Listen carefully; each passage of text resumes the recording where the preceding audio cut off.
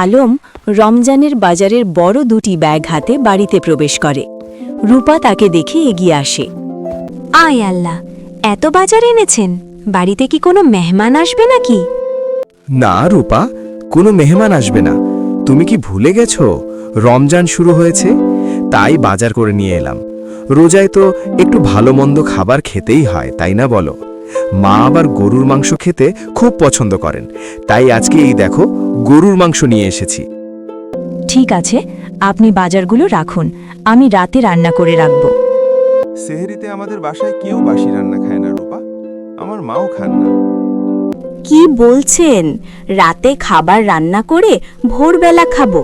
এতে খাবার বাসি হবে কেন? আমি না হয় সেহরির আগে একবার গরম করে দেব।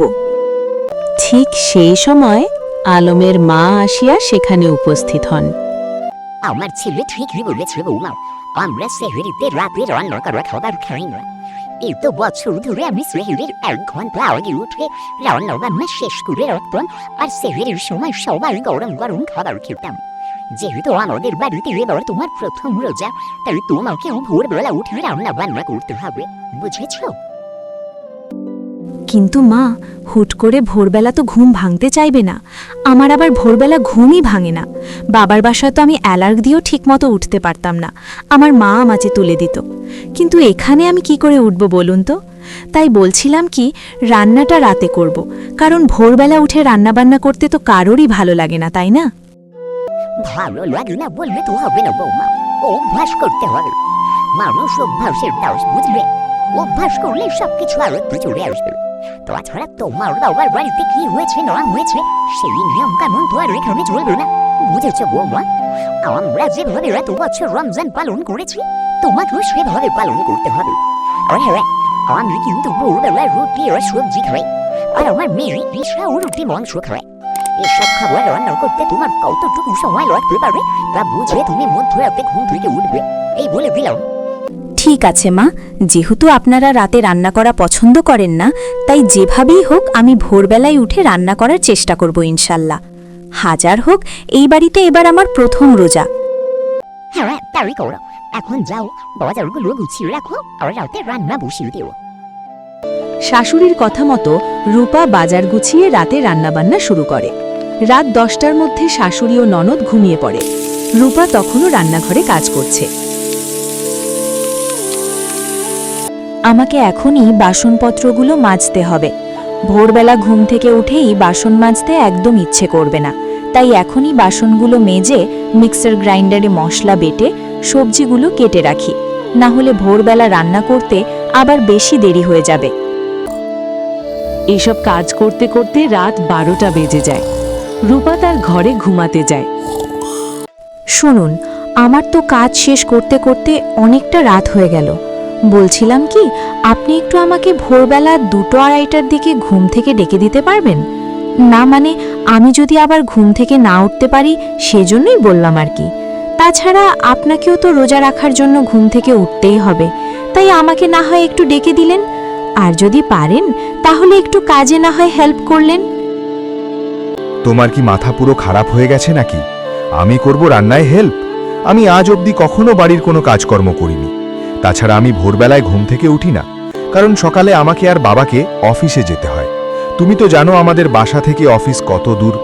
রোজকার 30-35 কিলোমিটার রাস্তা যাতায়াত করে সারাদিন কাজকর্ম করতে খুব কষ্ট হয়। তাই আমি আর বাবা রোজা করি না, শুধুমাত্র মা আর ঈশা রোজা করে।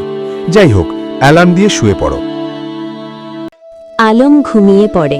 রূপা চিন্তিত হয়ে অ্যালার্ম সেট করে শুয়ে পড়ে। আমার খুব ভয় করছে, আমি ঠিকমতো উঠতে পারবো তো? বিয়ের আগে তো ঘুম থেকে উঠতে চাইতাম না, মা আমাকে চিৎকার করে ডেকে ঘুম থেকে তুলত। কিন্তু শ্বশুরবাড়িতে তো ব্যাপারটা পুরোই আলাদা। এখানে আমাকে কেউ ঘুম থেকে উঠিয়ে দেবে না, আমায় নিজেই উঠতে হবে আর নিজেকেই সব কাজ সামলাতে হবে। আবার রান্না করে সময় হতো শাশুড়ি আর ননদকে ডাকতেও হবে। এবার বুঝতে পারছি মায়ের সাথে কত বড় অন্যায় করেছি। মা যখন ছিল তখন বাড়ির একটা কাজও করতাম না, অথচ শ্বশুরবাড়িতে এসে কত কাজ করতে হচ্ছে। সত্যি মা, তোমাকে খুব মিস করছি। রাত 2টোর দিকে রূপা উঠে রান্না শুরু করে। সে খুব ক্লান্ত। উফ বাবা, খুব ঘুম পাচ্ছে। ভাত সবজি আর মাংস তো রান্না করা হয়ে গেছে, এখন শুধু রুটি বানানো হয়ে গেলেই আমার কাজ শেষ। আমি তো একা হাতে এত কিছু করতে পারবো না, সময়ও তো বেশি নেই। এক কাজ করি, গিয়ে ঈশাকে ডেকে নিয়ে আসি। রূপা ঈশার ঘরে যায়। সেখানে এসেও ঈশা ঘুমাচ্ছে। ঈশা, ঈশা শুনছ? তাড়াতাড়ি একটু ঘুম থেকে ওঠো না, রুটি বানাতে আমার খুব দেরি হয়ে যাচ্ছে। তুমি একটু কষ্ট করে রুটিগুলো আমাকে বানিয়ে দাও না। ঈশা, ঈশা। ঈশা ওঠে না, কিন্তু আসিয়ার ঘুম ভেঙে যায়। আহা বৌমা, এভাবে চেঁচামেচি করছো কেন? আর তুমি কি বললে আমার মেয়ে রুটি বানাবে? ও তো এমনি সময় বাড়ির কোনো কাজ করে না, ও কি না আবার ভোরবেলা উঠে রুটি বানাবে? তোমার কি মাথা খারাপ হয়ে গেছে? শোনো, আমার মেয়ে রুটি বানাতে পারে না, আর ওটা ওর কাজ নয়। কাউকে বিরক্ত না করে তাড়াতাড়ি করে রুটিগুলো বানিয়ে নাও। আমি কিছুক্ষণের মধ্যে ঈশাকে নিয়ে খাবার টেবিলে যাচ্ছি। তোমাকে তো আমি বারবার করে বললাম মা, আমার ভোরবেলা কোনো কিছু খেতে একদম ইচ্ছে করে না। সেহরির সময় কয়েকটা খেজুর খেলেই আমার পেট ভরে যায়।